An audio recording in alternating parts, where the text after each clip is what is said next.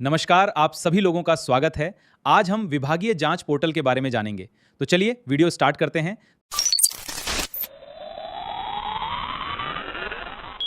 Departmental inquiry portal मुख्यतः मध्य प्रदेश के सामान्य प्रशासन विभाग एवं अन्य विभागों के शासकीय सेवकों के लिए तैयार किया गया है। के माध्यम से शासकीय कर्मचारी के ऊपर मध्य प्रदेश सिविल सेवा वर्गीकरण नियंत्रण और अपील नियम 1966 के अंतर्गत जो अनुशासनहीनता, वित्तीय अनियमितता के जो विभागीय जांच के मामले होते हैं, उनकी जो कार्रवाई की जाती है, उसका पूरा कार्य ऑनलाइन मोड में इस पोर्टल के माध्यम से किया जाएगा। इस पोर्टल के माध्यम से मुख्यतः प्रस्ताव तैयार करने का कार्य, अनुशासनिक अधिकारी द्वारा प्रस्ताव की समीक्षा और अनुमोदन का कार्य होगा। फिर जो आरोप पत्र रहेगा उसे जारी किया जाएगा। फिर शासकीय सेवक द्वारा उस आरोप पत्र का उत्तर दिया जाएगा। फिर अभिमत की आवश्यकता रहेगी तो अभिमत का कार्य भी इसी के माध्यम से किया जाएगा। फिर इन आईओ और पीओ अगर जांच की जाती है तो इन्वेस्टिगेशन ऑफिसर और प्रोसीडिंग ऑफिसर जो रहेंगे उनकी नियुक्ति इस पोर्टल के माध्यम से की जाएगी तथा उनके द्वारा जो जांच की जा रही है उस जांच प्रक्रिया की पूरी कार्रवाई इस पोर्टल पर रहेगी। फिर जांच प्रतिवेदन दर्ज किया जाएगा और उसके बाद शासनिक अधिकारी द्वारा उस पर अंतिम निर्णय लिया जाएगा। तो यह इस पोर्टल का पूरा फ्लो रहेगा। अब इस पोर्टल के ऊपर हम देखेंगे कि 1 बाय 1 किस प्रकार से लॉगिन कर यह पूरा वर्क फ्लो कार्य करता है, उसे हम इस पोर्टल पर 4 मुख्य लॉगिन रहेंगे। डीई क्लर्क, जिनके माध्यम से प्रस्ताव तैयार किए जाएंगे। दूसरे अनुशासनिक अधिकारी, जिनके माध्यम से जो जांच प्रकरण हैं उनका अनुमोदन किया जाएगा तथा जांच प्रारंभ की जाएगी। अपचारी अधिकारी, ऐसे अधिकारी जिनके विरुद्ध जांच की जा रही है उन्हें अपचारी अधिकारी कहा जाएगा।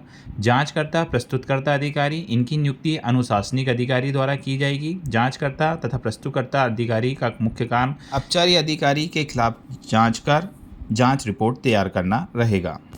तो चलिए देखते हैं पोर्टल पर यह सब कार्य किस प्रकार से किया जाएगा।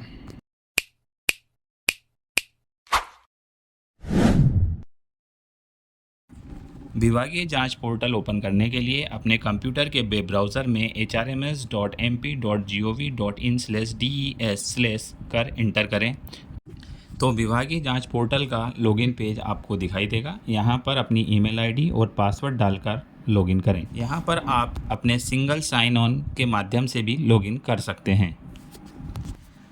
सबसे पहले विभागीय फ्लो में डिपार्टमेंटल इंक्वायरी क्लर्क अपने अकाउंट से लॉगिन करेंगे। लॉगिन करने के बाद वह यहाँ पर एक जांच प्रारंभ करने के लिए जो पत्राचार तैयार करना होता है उसे तैयार करेंगे। तो यहाँ पर पत्राचार तैयार करने के लिए पत्राचार वाले ऑप्शन में जाएं और पत्र तैयार करें। यहाँ पर पत्र आपको उच्च कार्यालय से भी प्राप्त हो सकते हैं या आप खुद ही जांच इनिशिएट करना चाहते हैं तो आप अपना पत्र भी यहाँ से तैयार कर सकते हैं। जो पत्र आपको प्राप्त हुआ है उसे अपलोड करने के लिए पत्र तैयार करें वाले ऑप्शन पर क्लिक करें। जैसे ही आप यहां पर क्लिक करेंगे तो एक पत्र अपलोड करने का ऑप्शन आपको यहां पर दिखाई देगा। तो आपके कंप्यूटर में जो स्कैन पत्र है उसे आप यहां पर अपलोड कर दें। राइट साइड में आपको अपचारी अधिकारी की जानकारी दर्ज करनी होगी। इसमें सबसे पहले आपको विषय दर्ज करना है। विषय के बाद मामले का विवरण आप यहाँ पर दर्ज करेंगे। अपचारी अधिकारी का नाम, अपचारी अधिकारी का पदनाम, अधिकारी की पोस्टिंग कहाँ पर है, यह सब जानकारी भरकर पत्र जनरेट करे वाले ऑप्शन पर आपको क्लिक कर देना है। अब यदि इस पत्र को आप डायरेक्ट किसी कार्यालय में भेजना चाहते हैं तो जनरेट पत्र भेजे वाले ऑप्शन पर क्लिक करें। अदरवाइज़ यदि आप इसे अपने प्रस्ताव में ऐड करना चाहते हैं तो यह पत्र आपको ड्राफ्ट में दिखाई देगा। किसी अन्य कार्यालय से आपको कोई पत्र प्राप्त हुआ है तो प्राप्त पत्र वाले ऑप्शन में वह पत्र आपको दिखाई देंगे। कोई पत्र आपके द्वारा किसी कार्यालय को प्रेषित किया गया है तो प्रेषित पत्र में वह पत्र आपको दिखाई देंगे। यदि हम किसी कार्यवाही के लिए प्रस्ताव तैयार करना चाहते हैं तो प्रस्ताव वाले ऑप्शन पर क्लिक करेंगे तो विभागीय जांच शुरू करें का पेज हमें यहाँ पर ओपन हो जाएगा। इसके अंदर हमें डिपार्टमेंट का चयन यहाँ पर करना है, ऑफिस लेवल का चयन हम यहाँ पर करेंगे। इसके बाद हमें जो जांच है उसका विषय हमें दर्ज करना है। फिर मध्य प्रदेश CS नियम 1966 के तहत किस नियम के तहत हम यहाँ प्रस्ताव तैयार कर रहे हैं, नियम 14 या नियम 16, उसकी जानकारी हमें यहाँ पर दर्ज करनी है। अब इसके बाद प्रकरण का वर्ष चुनेंगे। जिस वर्ष का प्रकरण है वह वर्ष हमें यहाँ पर चयन करना है। यदि पुरानी है तो पुराना वर्ष और यदि नई जांच प्रारंभ कर रहे हैं तो नया वर्ष हम यहाँ पर दर्ज करेंगे। 2026 हम यहाँ पर सिलेक्ट कर लेंगे। अब यहाँ पर फाइल के शीर्ष के प्रकार का चयन हमें करना होगा कि हमारा जो प्रकरण है पूर्व से प्रचलित प्रकरण है या नवीन प्रकरण है। यदि पूर्व से प्रचलित प्रकरण है तो पूर्व में जांच जहाँ तक हो गई है वहाँ से आगे की जानकारी इस पोर्टल पे दर्ज की जाएगी, और यदि नवीन प्रकरण है तो स्टार्टिंग से यह प्रोसेस प्रारंभ होगी। तो अभी हम यहाँ पर एक नया प्रकरण दर्ज कर रहे हैं, इसलिए हम यहाँ पर नवीन प्रकरण दर्ज करे वाले ऑप्शन को सिलेक्ट कर आगे बढ़ेंगे।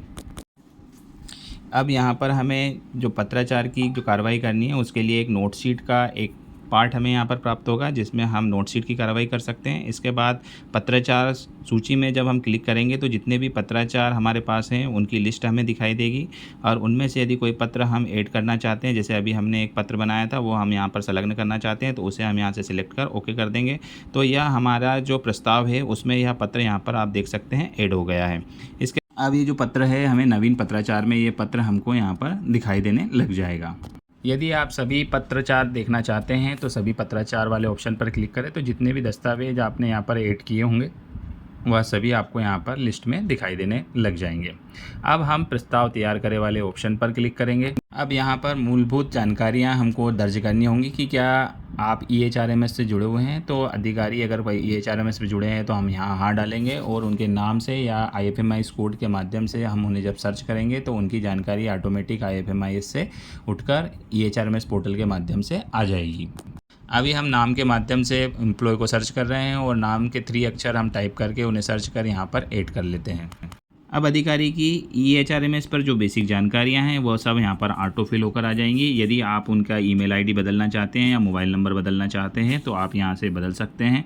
इसके बाद उनकी जो बेसिक इन्फॉर्मेशन है उन्हें दर्ज कर अगली जानकारी भरे ऑप्शन पर हम क्लिक करेंगे। अब औपचारिक अधिकारी की वर्तमान पदस्थापना की जानकारी हमारे द्वारा भरी जाएगी। तो उनका विभाग, उनका कार्यालय का स्तर और कार्यालय का नाम हम यहाँ पर दर्ज करेंगे। उनका संभाग, जिला, कार्यालय का नाम और कार्यालय का पता दर्ज कर अगली जानकारी भरें वाले ऑप्शन पर हम क्लिक कर देंगे। अब उपचार काल के दौरान जो अधिकारी है उनकी जो पदस्थापना कहाँ पर थी उसका विवरण हमें यहाँ पर दर्ज करना होगा। तो उनका विभाग, उनका संभाग, जिला, जांच प्रारंभ के समय उनका पदनाम क्या था, कार्यालय का पता क्या था, वेतन आयोग नियम के अनुसार उनका मूल वेतन क्या था, वह सब जानकारी हमको यहाँ पर भर कर सेव करें और अगली जानकारी भरे वाले ऑप्शन पर क्लिक करेंगे। अब क्या अपचारी अधिकारी निलंबन की जानकारी हमें यहाँ पर दर्ज होनी है। क्या अपचारी अधिकारी जांच के कार्यालय के कार्यकाल में निलंबित हुए हैं, तो हम हाँ पर क्लिक करेंगे, और यदि नहीं है तो नहीं पर क्लिक करेंगे। यदि हम हाँ करते हैं तो निलंबन अवधि में संलग्न कार्यालय का नाम, कार्यालय का जिला, निलंबन आदेश क्रमांक, निलंबन का आदेश दिनांक और आदेश की प्रति हमें यहाँ पर डालकर अपलोड करनी रहेगी और सेव बटन पर क्लिक करना रहेगा। तो अभी हम यहाँ पर नहीं का चयन कर आगे बढ़ते हैं। जैसे ही यह जानकारी अपडेट की जाती है तो हमें एक नया टैब आप दिखाई देता है, आरोप पत्र जारी करें। अब हमें यहाँ पर प्रकरण की जारी विभागीय जांच की जानकारी अपडेट करना है। तो हमें यहाँ पर विषय लिखना है, संदर्भ लिखना है और आरोप पत्र तैयार करे वाले ऑप्शन पर क्लिक कर देना है। तो जैसे ही हम आरोप पत्र तैयार करे वाले ऑप्शन पर क्लिक करेंगे तो एक सिस्टम जनरेटेड पत्र यहाँ पर आपको डाउनलोड हो जाएगा। उसे हम ओपन कर देख लेते हैं। ओपन करके कुछ पत्र हमें इस प्रकार से दिखाई देगा। अब हम यहाँ पर आरोप पत्र जारी करने का दिनांक दर्ज करेंगे। दिनांक दर्ज करने के बाद हम यहाँ पर नीचे दिए गए ऑप्शन में सेव बटन पर क्लिक करेंगे। अब सेकंड नंबर में हमारा आरोप पद वाला टैब ओपन हो जाएगा। तो यहाँ पर हम आरोप पद हम यहाँ पर डालेंगे तथा विवरण जोड़े वाले ऑप्शन पर क्लिक कर उसे हमें यहाँ पर ऐड करना होगा।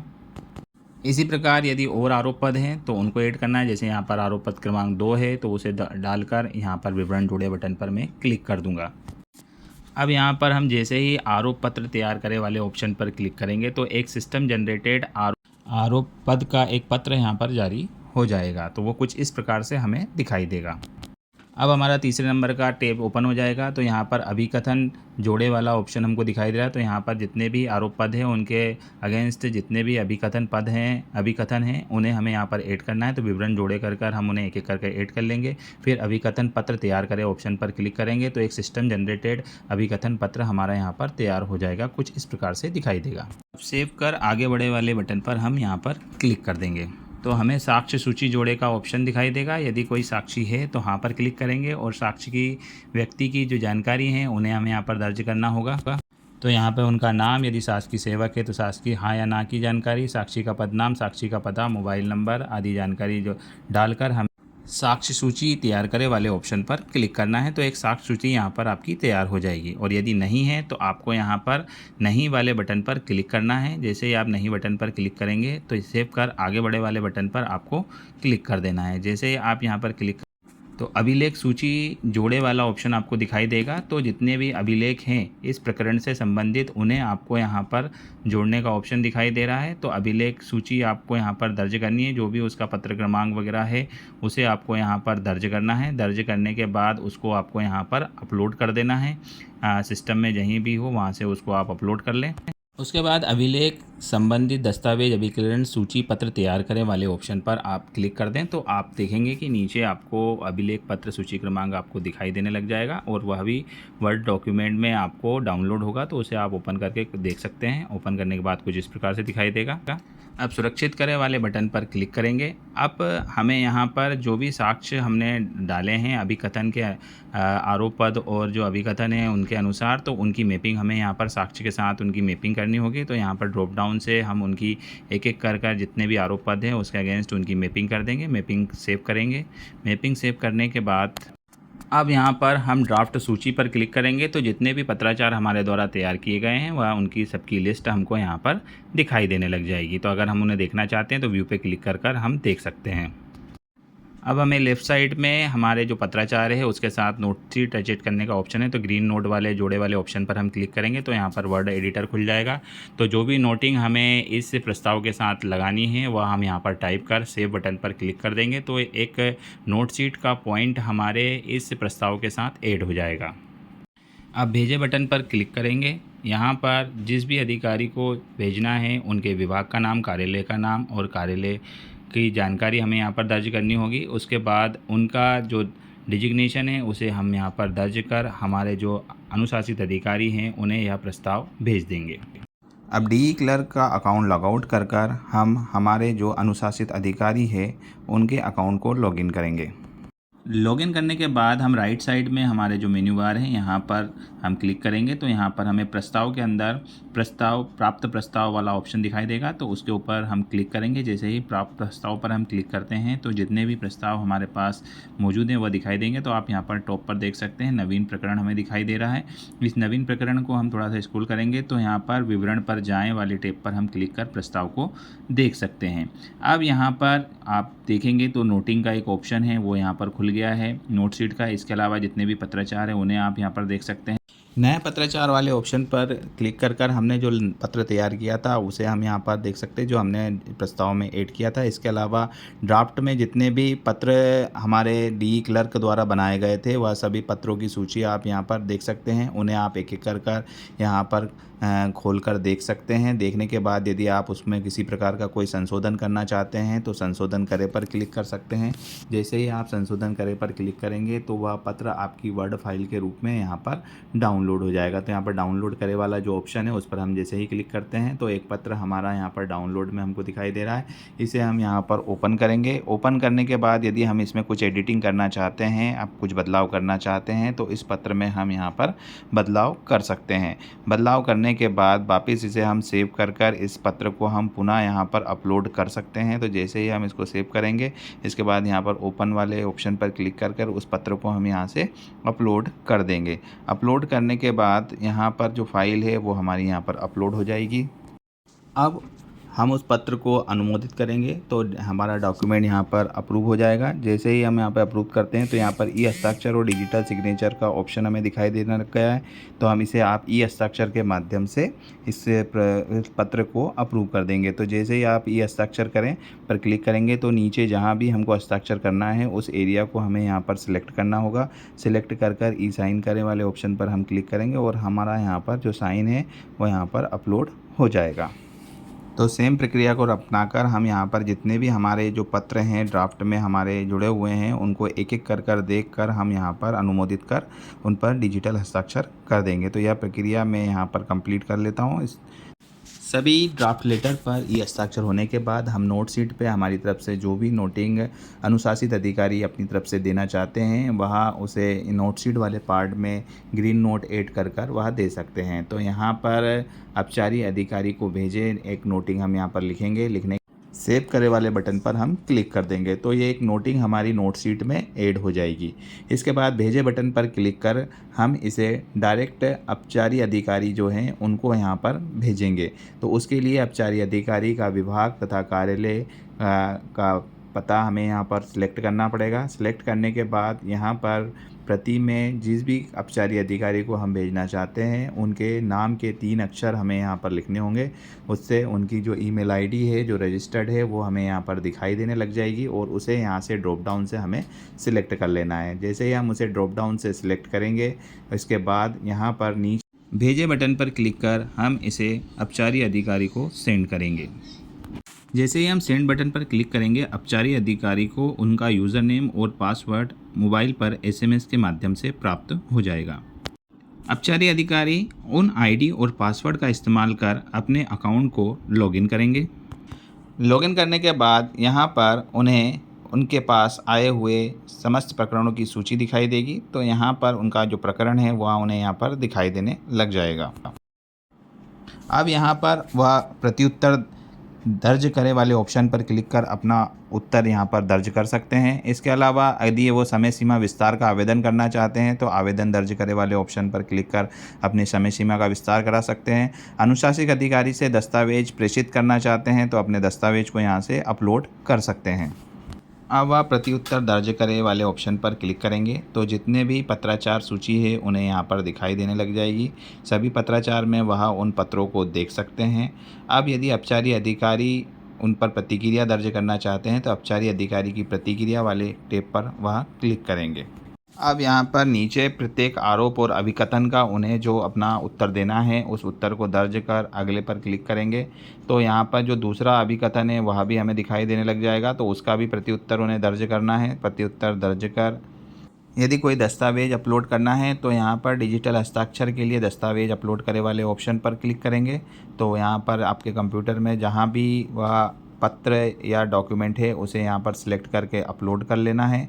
अपलोड करने के बाद यहाँ पर डिजिटल साइन का एक ऑप्शन हमारा दिखाई देने लग जाएगा जिससे के माध्यम से हम डिजिटल हस्ताक्षर वहाँ पर करेंगे। तो हमारा जो डॉक्यूमेंट है कुछ इस तरीके से दिखेगा। उसके बाद एरिया सिलेक्ट कर हम यहाँ पर डिजिटल हस्ताक्षर कर लेंगे। इसके बाद डाउनलोड करे वाले ऑप्शन पर हम क्लिक करते हैं तो हमें जो भी प्रत्युत्तर है वह हमें यहाँ पर ड्राफ्ट में दिखाई देने लग जाता है। सभी पत्राचार के अंदर अपचारी अधिकारी का प्रतिवाद के रूप में हमें वह डॉक्यूमेंट दिखाई देने लग जाएगा। उसे हम यहाँ पर देख भी सकते हैं। यहाँ पर हम उसे ओपन करके देख पाएंगे। अब अपचारी अधिकारी अपना प्रत्युत्तर अपने जो अनुशासित अधिकारी है उन्हें सेंड कर देंगे। तो यहाँ पर वापस भेजे वाले ऑप्शन पर क्लिक करेंगे तो जिस आईडी से वह आवेदन प्राप्त हुआ था वापस उसी आईडी पर यहाँ पर जवाब चला जाएगा। अब हम अनुशासित अधिकारी के अकाउंट से लॉगिन करेंगे। लॉगिन करने के बाद प्राप्त प्रस्ताव पर हम क्लिक करेंगे तो यहाँ पर हम देख सकते हैं कि रिस्पॉन्स सबमिटेड का एक ऑप्शन हमें यहाँ पर ऊपर दिखाई दे रहा है कि रिस्पॉन्स जो अपचारी अधिकारी है उनके द्वारा सबमिट कर दिया गया है।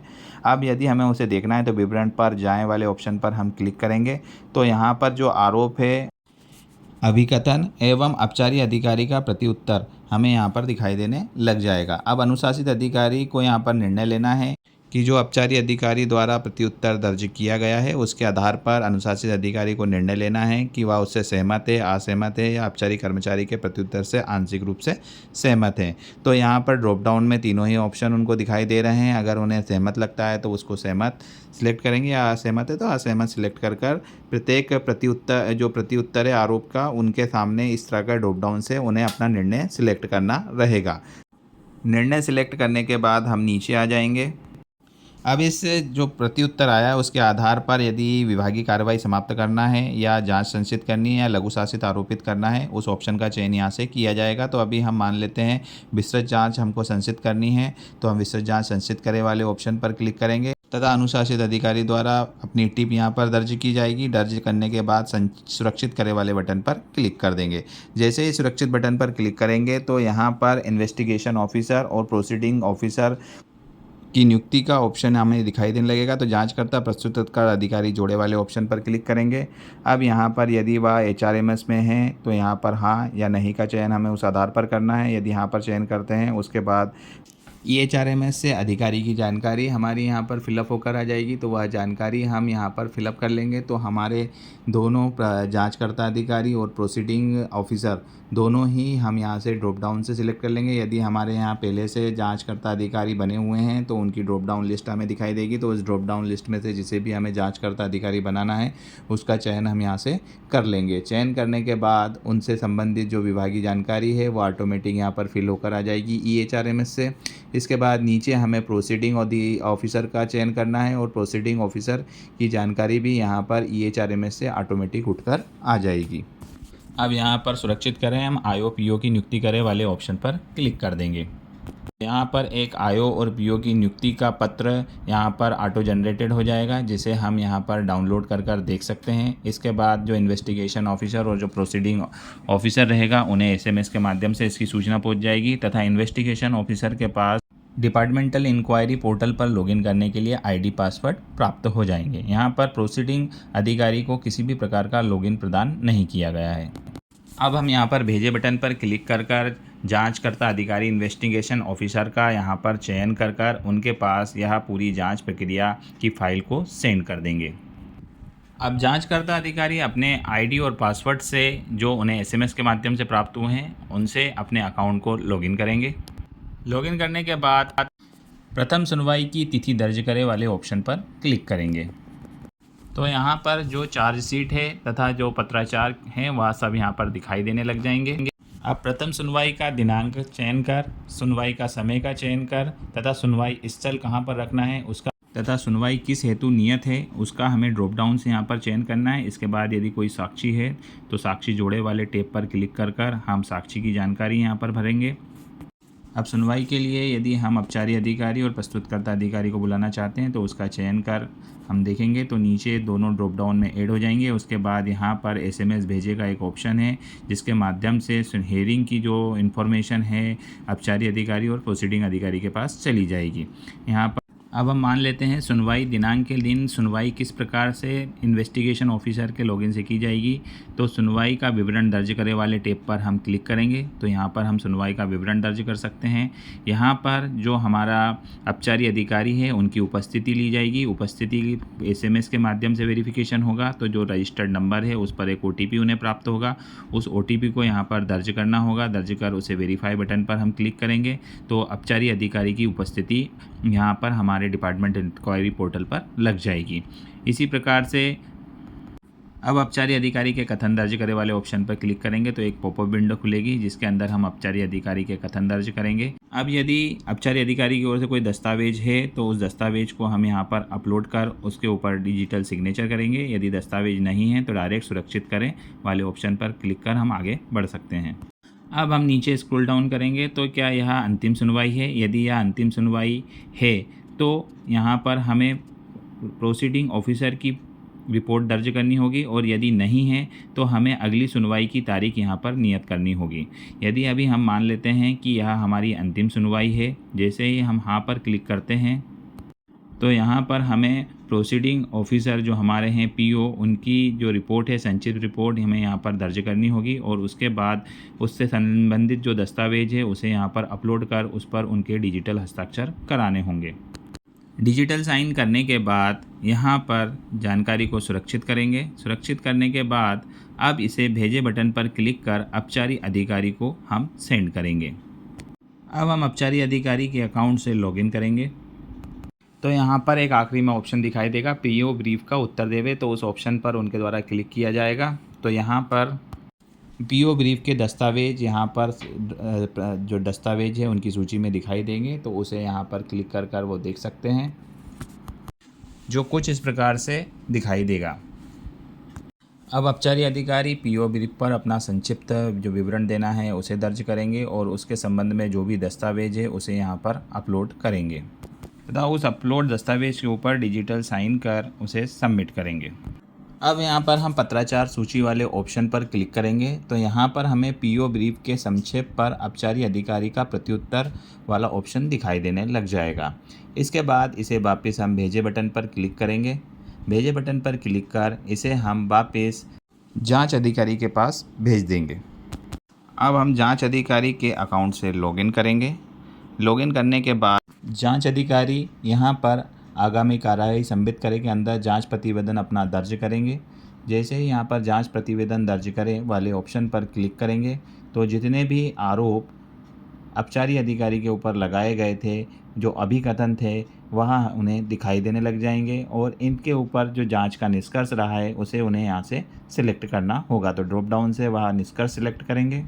यदि आरोप सिद्ध पाया गया है तो आरोप सिद्ध पाया गया, यदि नहीं पाया गया है तो आरोप सिद्ध नहीं पाया गया, यदि आरोप आंशिक रूप से सिद्ध पाया गया है तो उस ऑप्शन का चयन वो यहाँ से करेंगे। इसके बाद यहाँ पर जांच प्रतिवेदन की संक्षिप्त रिपोर्ट अपनी तरफ से दर्ज करेंगे। अब यहाँ पर जांच का परिणाम वह सिलेक्ट करेंगे। इसके बाद यहाँ पर जांच के जो परिणाम दर्ज करने का दिनांक रहेगा उस दिनांक का चयन उनके द्वारा किया जाएगा। अब यदि जांच की कोई रिपोर्ट उनके द्वारा बनाई गई है तो उसे यहाँ पर DSC साइन वाले ऑप्शन का चयन कर उसे यहाँ पर अपलोड करेंगे। अब सबमिट बटन पर क्लिक कर उस पर हस्ताक्षर डिजिटल सिग्नेचर के माध्यम से करेंगे। अब यदि वह सुनवाई की जानकारी देखना चाहते हैं तो सुनवाई की जानकारी देखे वाले बटन पर जब क्लिक करेंगे तो सुनवाई का एक संक्षिप्त विवरण उन्हें यहाँ पर दिखाई देने लग जाएगा, उसे देखेंगे। अब यदि PO ब्रीफ की पर जो अपचारी अधिकारी है उनकी क्या प्रतिक्रिया है उसे देखना चाहते हैं तो उसे यहाँ पर क्लिक कर देख सकते हैं। अब जांच अधिकारी अपनी फाइनल रिपोर्ट अनुशासित अधिकारी को भेजेंगे। इसके लिए भेजे बटन पर क्लिक करेंगे तथा यहाँ पर अनुशासित अधिकारी की जो ID है उसे सिलेक्ट करेंगे और भेजे बटन पर क्लिक करेंगे। अब यह जांच रिपोर्ट अनुशासित अधिकारी के अकाउंट में दिखाई देने लग जाएगी। अब अनुशासित अधिकारी का अकाउंट हम लॉगिन करेंगे तो यहाँ पर प्राप्त प्रस्ताव वाले ऑप्शन पर क्लिक करेंगे तो यहाँ पर सभी प्रस्ताव दिखाई देंगे तथा प्रस्ताव की स्थिति वाले टैब में हम देखेंगे रिपोर्ट सबमिटेड टू DA का ऑप्शन हमें यहाँ पर दिखाई दे रहा है। विवरण पर जाएं वाले ऑप्शन पर हम क्लिक करेंगे तो यहाँ पर एक टैब दिखाई देगा जांच अधिकारी द्वारा प्रेषित प्रतिवेदन पर कार्रवाई। तो यहाँ पर आगामी कार्रवाई का चयन करें वाले ऑप्शन पर सिलेक्ट करेंगे तो यहाँ पर जांच प्रतिवेदन की प्रति अभ्यावेदन हेतु अपचारी अधिकारी को प्रेषित, जांच प्रतिवेदन से असहमत की कारणों का उल्लेख कर अपचारी अधिकारी को अभ्यावेदन हेतु प्रेषित, जांच प्रतिवेदन के कारणों का उल्लेख कर जांच हेतु जांचकर्ता अधिकारी को प्रेषित। तो अभी हम जांच प्रतिवेदन को प्रति अभ्यावेदन हेतु अपचारी अधिकारी को प्रेषित वाला ऑप्शन यहाँ पर चयन करेंगे तथा इसे पुनः अपचारी अधिकारी को भेजेंगे। यहाँ पर अपचारी अधिकारी की ID सिलेक्ट कर सेंडिंग बटन पर क्लिक करेंगे तो यह आवेदन अभ्यावेदन हेतु अपचारी अधिकारी के पास चला जाएगा। अपचारी अधिकारी के अकाउंट से हम लॉगिन करेंगे। अब यहाँ पर अपचारी अधिकारी प्रतिवाद दर्ज करे वाले ऑप्शन पर क्लिक करेंगे तो यहाँ पर जितने भी दस्तावेज अभी तक पूरी प्रोसीडिंग में बने हैं वह यहाँ पर दिखाई देने लग जाएंगे। अब अपचारी अधिकारी की प्रतिक्रिया वाले टैब पर क्लिक कर अपचारी अधिकारी अपनी जो प्रतिक्रिया है उसे दर्ज करेंगे।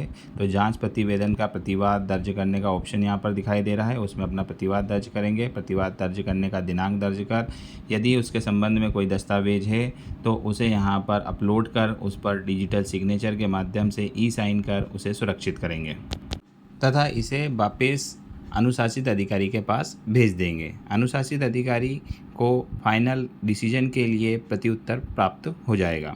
अब अनुशासित अधिकारी की ID से हम लॉगिन करेंगे। अब यहाँ पर प्राप्त प्रस्ताव वाले ऑप्शन पर क्लिक करेंगे तथा यहाँ पर जितने भी प्रस्ताव हैं वो दिखाई देंगे। अब इसके बाद विवरण दर्ज करे वाले टैब पर हम क्लिक करेंगे तो यहाँ पर यदि अनुशासित अधिकारी के लिए क्वेश्चन रहेगा कि क्या मध्य प्रदेश सिविल सेवा नियम 1966 के अंदर आप प्रकरण में मुख्य शासित आरोपित करने के लिए सक्षम अधिकारी हैं, हाँ नहीं का चयन करेंगे। यदि हाँ है तो जांच का परिणाम क्या रहा उसका उनको चयन करना रहेगा। अपचारी अधिकारी कर्मचारी दोषी पाया गया या दोषी नहीं पाया गया तो उसका चयन उनको यहाँ से करना रहेगा। इसके बाद अंतिम कार्रवाई का दिनांक उनको यहाँ पर चयन करना रहेगा तथा इसके बाद शासित उन्हें कौन सी सिलेक्ट करनी है, लघु शासित या दीर्घ शासित उन्हें यहाँ पर लगाई जा रही है उसका चयन करेंगे। यदि मुख्य शासित लगाई है तो उसके लिए शासित का चयन करना होगा। उसमें उल्लेखित कालावधि हेतु अवनत करते हेतु निम्न ग्रेड पेपर भेजना, अनिवार्य सेवानिवृत्ति, सेवा से हटाया जाना, सेवा से पदच्युत किया जाना, तो यह मुख्य शासित के अंतर्गत आता है। यदि लघु शासित सिलेक्ट करते हैं तो लघु शासित सिलेक्ट करने पर यहाँ पर जो शासित का प्रकार रहेगा वह कुछ अलग रहेगा, वह हमें यहाँ पर ड्रॉप डाउन में दिखाई देगा। अब शासित का चयन कर हम यहाँ पर सुरक्षित करे वाले बटन पर क्लिक कर देंगे। अब इस जांच रिपोर्ट के आधार पर यदि कोई नया पत्र बनाना चाहते हैं तो नया ड्राफ्ट लिखे वाले टैब पर क्लिक कर नया पत्र यहाँ पर अपलोड करेंगे। अपलोड करने के बाद यहाँ पर वह पत्र अपलोड हो जाएगा। अपलोड होने के बाद यहाँ पर जो लघु शासित या दीर्घ शासित लगाई गई हैं, यहाँ पर ड्राफ्ट के प्रकार का यहाँ पर हमें चयन करना होगा। संचार के प्रकार में यहाँ पर ऑर्डर का चयन करेंगे। भाषा का चयन कर हम यहाँ पर विषय डालेंगे और सुरक्षित करें बटन पर क्लिक कर देंगे। जैसे ही इसे सुरक्षित करेंगे तो यह हमें ड्राफ्ट सूची में दिखाई देने लग जाएगा। तो ड्राफ्ट सूची पर क्लिक करेंगे तो ये ड्राफ्ट सूची में ऐड हो जाएगा। लघु शासकीय अधिरोपित, अब इसे व्यू करेंगे और इस पर डिजिटल साइन करेंगे तो यह पत्राचार सूची में ऐड हो जाएगा। अब अनुशासित अधिकारी अंतिम कार्रवाई करे वाले टैब पर हम क्लिक करेंगे। जांच का परिणाम क्या रहा उसे आपको यहाँ पर सिलेक्ट करना रहा है। अपचारी अधिकारी कर्मचारी दोषी पाया गया। इसके बाद अंतिम कार्रवाई का दिनांक का चयन करेंगे। इसके बाद शासित का चयन करेंगे और उसके बाद जांच परिणाम का विस्तृत विवरण दर्ज कर देंगे और सुरक्षित करें बटन पर क्लिक कर देंगे। अब प्रस्ताव वाले टैब पर हम क्लिक करेंगे तो हमें प्रस्ताव दिखाई देंगे। तो यहाँ हमारा जो परिणाम रहा है स्थिति केस की जो रहेगी फाउंड गिल्टी और इंक्वायरी क्लोज का ऑप्शन दिखाई देने लग जाएगा। तो इस प्रकार डिपार्टमेंटल इंक्वायरी का जो फाइनल रिपोर्ट है सबमिट होती है और यह फ्लो यहीं पर समाप्त होता है। तो आज के इस वीडियो में हमने जो डिपार्टमेंटल इंक्वायरी पोर्टल है उसका पूरा फ्लो देखा कि किस प्रकार से फ़ाइल क्रिएट की जाएगी और पूरी जांच की जाएगी और जांच होने के बाद उसमें किस प्रकार से रिपोर्ट दर्ज की जाएगी। अब यदि प्राप्त प्रस्ताव में कोई मृतक प्रकरण आपको दर्ज करना है तो यहाँ पर ऑप्शन दिया हुआ है। यहाँ पर मृतक प्रकरण बंद करें वाला ऑप्शन पर आप क्लिक करेंगे। इसके अलावा यदि कोई कोर्ट स्टे वाला प्रकरण है तो उसके बारे में जानकारी आप अपडेट करना चाहते हैं तो कोर्ट स्टे के संबंध में जानकारी भी आप यहाँ से इस पर दर्ज कर सकते हैं। तो यह 2 एक्स्ट्रा जानकारी यदि आपको आपके जांच के दौरान ज़रूरत पड़ती है तो उन्हें आप डायरेक्ट यहाँ से प्रस्ताव वाले ऑप्शन में जाकर अपने प्रस्ताव के विवरण में जाकर दर्ज कर सकते हैं। जानकारी अच्छी लगी है तो वीडियो को लाइक करिए, चैनल को सब्सक्राइब करिए। मिलते हैं नए वीडियो के साथ। Good bye.